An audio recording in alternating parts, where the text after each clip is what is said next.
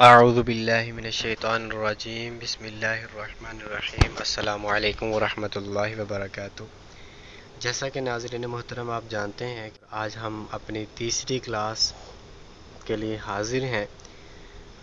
جیسا کہ ہم پیچھے سورۃ الفلق اور سورۃ الناس پڑھ چکے ہیں اور آج ہم سورۃ الاخلاص پڑھنے جا رہے ہیں، تو چلیے شروع کرتے ہیں۔ اعوذ باللہ من الشیطان سورة الاخلاص مکیہ بسم اللہ الرحمن الرحیم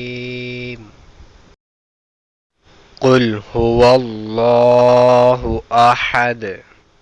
ناظرین محترم، اس میں جلالت اللہ یعنی لفظ اللہ کے جو لام ہے، لفظ اللہ میں جو بھی لام آئے تو اس لام سے پہلے زبر ہو تو ہم اس جلالت اللہ کے لام کو پر کر کے یعنی موٹا کر کے یعنی منہ بھر کے آواز کو پڑھتے ہیں۔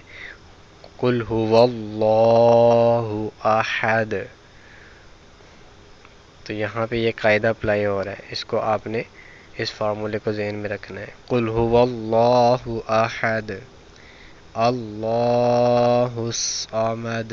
یہاں پہ بھی یہی فارمولہ اپلائی ہو رہا ہے کہ اس میں جلالت اللہ کے لام سے پہلے حرف کے اوپر زبر ہے تو ہم اس لیے اس کو موٹا کر کے پڑھ رہے ہیں۔ اللہ الصمد لم یلد ولم یولد۔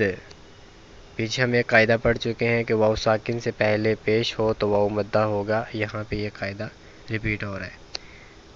وَلَمْ يَكُنْ لَهُ كُفُوًا أَحَدٌ۔ صدق اللہ